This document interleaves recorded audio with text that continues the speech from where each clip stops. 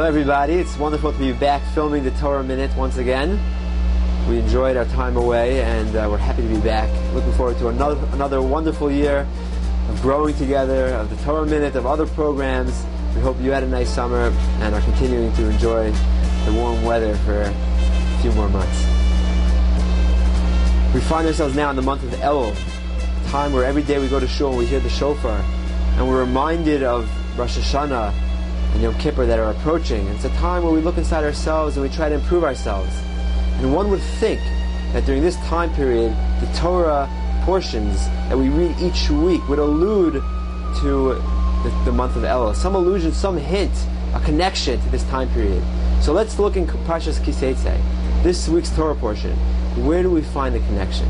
Secondly, if we want to change, if we want to improve a trait, improve ourselves, we need to have a fair expectation of how much time it takes. What is the minimum amount of time it takes in order to improve ourselves, to change a trait, to look for a better life? So the Torah opens up and teaches about a Jewish soldier going to war, and he spots a beautiful non-Jewish woman and he wants to marry her. And there's a process the Torah teaches that needs to happen in order for him to marry her. And one of the things is Ubachta at Avia, that Ima Yerach Yamim. This woman has to cry for her mother and father for a month. And the question is, what's the idea? It's kind of cryptic. What is she crying over? And Nachmanides, the Ramban explains, based on the Medrash, when it says she's crying for her father and mother, it means she's crying over her previous ways, her idol worship, her idolatrous ways.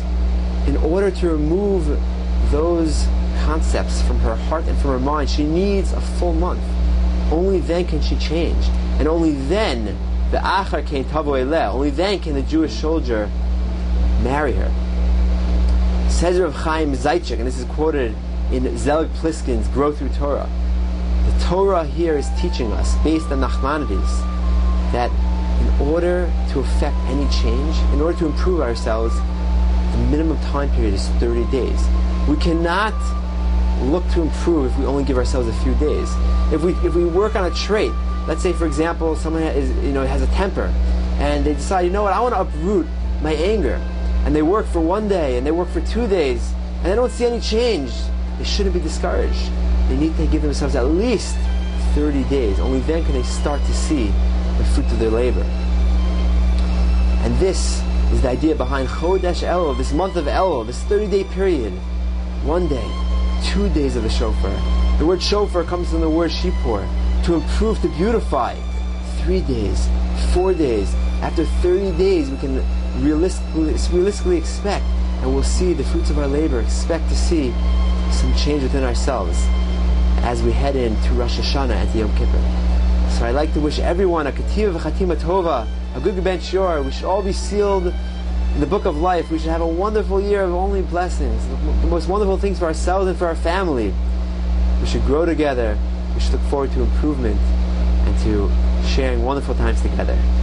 Have a wonderful Shabbos.